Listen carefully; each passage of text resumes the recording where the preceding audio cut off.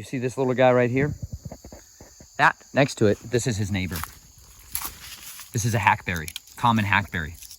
Pure, delicious sugar berries come off of these trees in outrageously massive quantities. So there's lots of babies of them everywhere.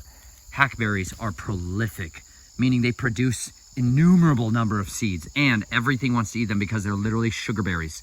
And because of that, burrowing creatures like mice and incredible creatures like squirrels will squirrel them away and bury them for them. And if they bury them for them, they're burying them for you, because they're going to repopulate the forest. But because there's not a lot of sunlight, like enter in shade, they have no means of acquiring the one thing they need to live, which is copious amounts of sunlight. So this tree right here that you're looking at looks pretty tiny, minuto. It's about the perfect diameter. I like staff diameter sticks. More work when they're bigger, and it's a lot of work to thin a staff down. Like this guy over here. See this? Look at this grapevine. Wild grapes. Nazarites. See this guy? He's awesome too, right? You're like, oh, this is sweet. Look at this beautiful Siberian elm. It's awesome. It would make a great staff, except for the fact that I don't have Goliath-sized hands, and it would be super dense and heavy. But you want to find ones that are already to the size and the taper of your liking. This one's pretty interesting too, because his top already broke off right here, and he's really straight. Because when they're in this shaded environment, they're already going to grow almost certainly straight up, because they must capture as much sunlight as humanly possible. Or I guess is plant possible. They must gather as much sunlight as possible, otherwise they will definitely die. So they grow straight. But if they're not in a shaded, crowded environment like this, they're going to bush out, like what you've seen, you know, in the big trees out in the fields, the solo trees out there in the fields. They have no chance of growing, but these ones do. So that's why I like them. They make just perfect staffs because they're almost always straight. They're thin diameter, but this tree might be 15, 20 years old, and that's as big as it's gotten. Whereas its neighbor over here, who's also probably 15 or 20 years old, he did a little better because he had a little more sunlight available to him at the time. But this overcrowding means that they're definitely going to die. So if I harvest one of them, it's not going to be a big deal.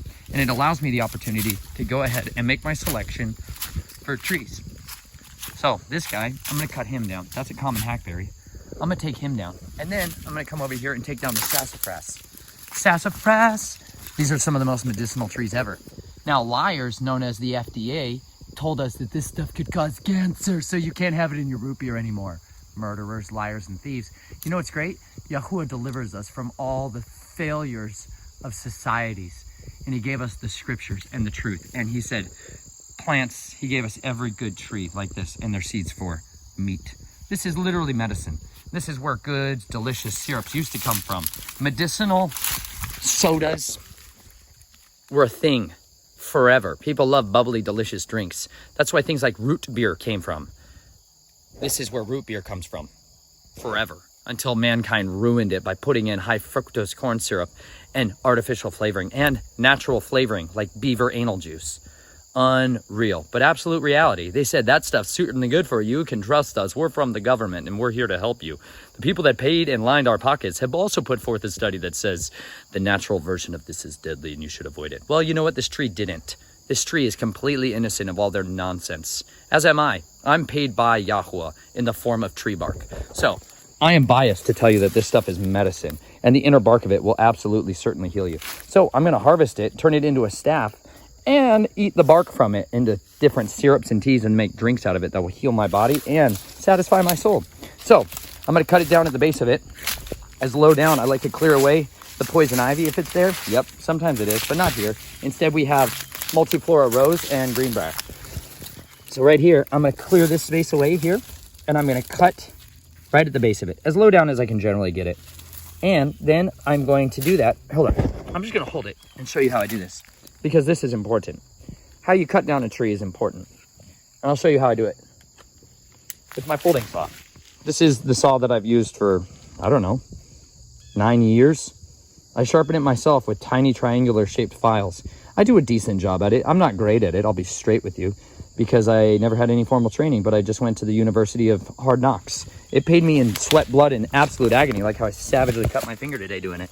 But I do a single cut along this direction. Normally I like to clear away the dirt and the debris, and especially the thorns. because they will make you pay in blood for your terrible oversight of their personal conviction to maintain a presence in this place. So you can start out just by doing a nice little cut this way, right? And you're like, oh yeah, I'm just sawing away. I'm just doing great. Just doing great. Just doing great. Until the tree's weight of it pinches your blade and you're like, dang it, I can't get through this tree and it's binding. Don't worry. This is how you loose yourself from the bindings of the devil. You pray to Yahweh and intercede for him and do a partial cut from the other direction. And then as the natural cant of the tree takes some weight into a certain direction, it eases up the pressure and you're loosed from the guiles of the wicked.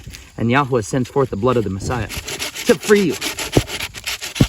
See that? And I cut quickly to the end.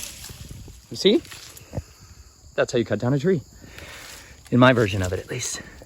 And if you notice, I don't have splits, because what can happen is you get this like tear out where if you don't cut from both sides, even just a little bit, if I cut just even 10 or 20% of the way through on this side and then cut the rest of the way through this side, I would not get a tear out. But if you cut all the way through one way, as it falls, it will rip itself up. And sometimes this is the best part of your staff and you don't know it until you're at the end. But when I look at this thing and I try to evaluate, like, what's the straightest part of the staff? What's going to be my choice of pickings? And you see this relatively straight zone that starts right after this and goes all the way to that next little wobbly bit. But I could get probably 2 staffs out of it. See that shorter section right there that's also straight? That's also a secondary good staff for, you know, someone who's un poquito, a little bit tinier than others. So what I'm going to do is I'm going to take the middle section right there. I'm going to saw it off. I'm going to take that upper section and cut that off as well. Then I'm going to harvest those medicinally delicious leaves and the inner bark from this and make medicinal life. I'm going to make the healing for the nations that comes out of trees that Yahweh freely gave us. Because he said the healings of the nations is in the trees of life. This is one of those trees of life, I assure you of it. And I am certainly excited about turning it into a staff. I'm also going to take that hackberry. And when I get back to an area where I can work on this without trespassing. It's not in the Torah. Looked through it thoroughly. Read it cover to cover. Not one time in the scriptures does it say trespassing is a thing. You know what's super certainly a thing? Transgression. Sin is transgression of the Torah. That's a certain sin. Trespassing is not. If you're an orphan or a fatherless sojourner, like myself, you're allowed to go glean from the fields. This is me taking the tithe that you left behind because you didn't go back a second time to beat out your olive trees or to pick the last gleaning of grapes. I'm a gleaner. That's what I'm here to do. So that's what I'm doing in this forest. I'm gleaning it of these saplings that are not going to make it. They're not going to be fruitful and multiply. But don't worry, because I take this tree out of this forest and I take it with me on the road, I assure you I will give it to someone who this might be the very tree of their deliverance. This might very well protect them from a venomous serpent that is coming at their midst. It might protect them from the wild dogs that are ravaging about and the beasts of the earth that rise up to condemn the sons of the Belial. It could be that tree, or it could just be something that they lean on like Yaakov did, Jacob, when he fled from Esau and was stripped basically naked and left with nothing but his staff.